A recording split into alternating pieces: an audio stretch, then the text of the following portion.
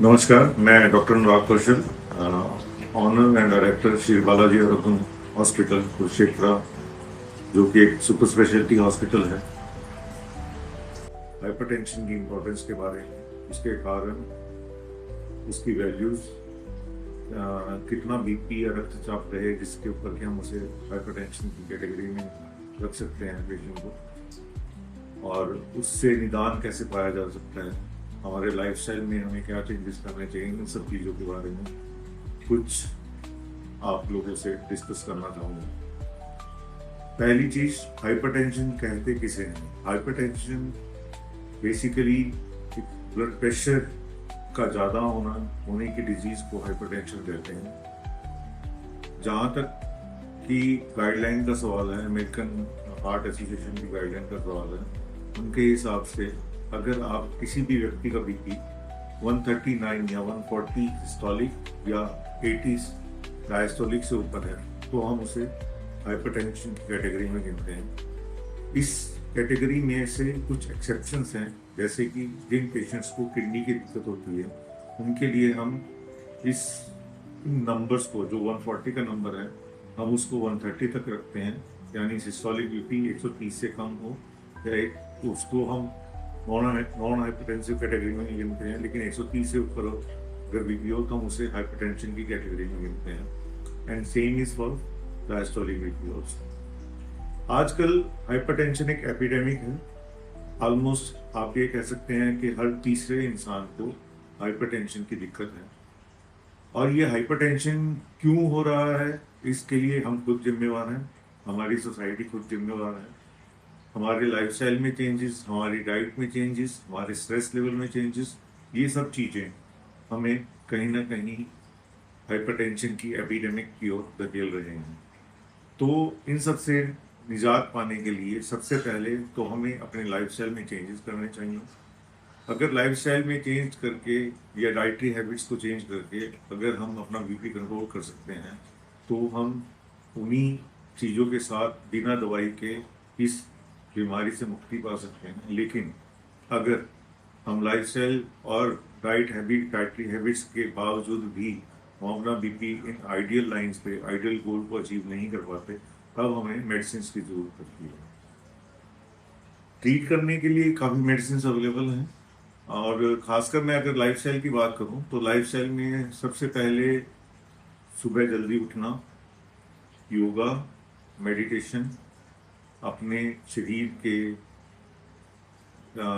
के लिए जिन विश्राम की, जिन क्रियाओं की ज़रूरत है वो करना, इन सब चीज़ों से हम हाइपरटेंशन को ऑलमोस्ट 10 मिलीमीटर ऑफ मर्क्यूरी तक कंट्रोल किया जा सकता है। और दूसरी बात ये, डाइटरी हैबिट्स में अगर हम जंक फूड्स ना खाएं, हम रेगुलर तौर पर अगर सैर करें, इन सब चीज़ों से हम हाइपरटेंशन के 10 मिलीमीटर को कंट्रोल कर सकते हैं। जहाँ तक नमक का सवाल है, नॉर्मली ये कहा जाता है कि नमक हमें किसी भी हाइपरटेंसिव पेशेंट को नहीं खाना चाहिए, बट आजकल गाइडलाइंस कुछ अलग हैं। तो वो ये कहती हैं कि नमक एक मात्रा तक जरूर लेना चाहिए, लेकिन excess of everything is bad. अगर किसी पेशेंट की किडनी ठीक है तो वो पेशेंट, नॉर्मल इंसान जो जितना नमक लेता है उतना नमक ले सकता है, अगर वो हाइपरटेंसिव भी है तो भी। अब अगर इन सब चीज़ों का ध्यान रखते हुए, इन सब चीज़ों का पालन करते हुए भी अगर हम अपने ब्लड प्रेशर को कंट्रोल नहीं कर सकते तो फिर हमें किसी नज़दीकी हॉस्पिटल में जाकर डॉक्टर से जांच करवानी चाहिए। और इसमें भी हमें पहले कारण का पता करना चाहिए कि हाइपरटेंशन प्राइमरी है या सेकेंडरी है। प्राइमरी हम उसे कहते हैं जिसका कोई कारण नहीं मिलता, और सेकेंडरी हम उस सेकेंडरी हाइपरटेंशन कैटेगरी में हम उन पेशेंट्स को रखते हैं जिनका हमें कारण मिल जाता है, जैसे किडनी की वजह से कई बार ब्लड प्रेशर इंक्रीज हो जाता है, एड्रिनल ग्लैंड की वजह से ब्लड प्रेशर इंक्रीज हो जाता है, और भी कई कारण हैं जिसको भी रूल आउट करके हम पेशेंट को प्राइमरी या सेकेंडरी कैटेगरी में डिवाइड करते हैं।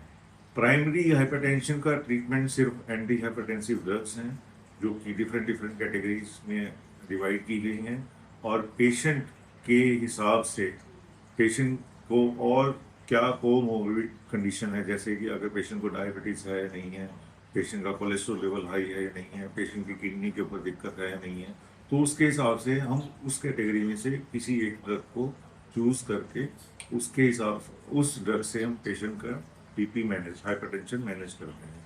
और सेकेंडरी कॉजेज में हमारा फर्स्ट गोल ये रहता है कि किसी तरह से अगर हम उस कॉज को ट्रीट कर सकें, या दूसरे शब्दों में ये कहूँ कि अगर ट्रीटेबल कॉज है तो हम कॉज ट्रीट करके हाइपरटेंशन ट्रीट करते हैं, और अगर ट्रीटेबल नहीं है तो फिर हम सेम जैसे हमने प्राइमरी हाइपरटेंशन ट्रीट किया सेम तरीके से हम सेकेंडरी हाइपरटेंशन को ट्रीट करते हैं। जहाँ तक कॉम्प्लिकेशन का सवाल है, हाइपरटेंशन की वजह से बहुत सीरियस कॉम्प्लिकेशन हो सकती है। इसकी कैटेगरीज हैं माइल्ड, मॉडरेट, सीवियर, और कई बार इसको इस तरह से भी देखा जाता है एक्सेलरेटेड हाइपरटेंशन या मैलिग्नेंट हाइपरटेंशन। अगर हाइपरटेंशन की वजह से किसी ऑर्गन के ऊपर असर आता है तो उसे हम एक्सेलरेटेड हाइपरटेंशन या मैलिग्नेंट हाइपरटेंशन की कैटेगरी में रखा जाता है। इसकी हाइपरटेंशन अगर कंट्रोल ना किया जाए, समय रहते इसका इलाज ना किया जाए, तो इससे ब्रेन हेमरेज होने का खतरा रहता है, लकवा होने का खतरा रहता है, हार्ट अटैक होने का खतरा रहता है, किडनी के ऊपर असर आने का खतरा रहता है, और भी बहुत सी ऐसी कॉम्प्लिकेशन है जो कि ब्लड प्रेशर अगर कंट्रोल ना किया जाए समय रहते तो हो सकती है।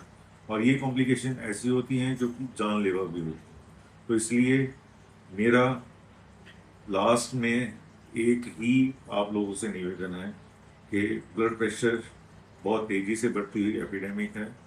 इसे हम अगर खुद कंट्रोल कर सकें तो बहुत अच्छी बात है, नहीं कंट्रोल कर सकें तो किसी डॉक्टर की राय लीजिए, और राय के हिसाब से अपने ब्लड प्रेशर को नॉर्मल लिमिट्स में रखें। Thank you very much.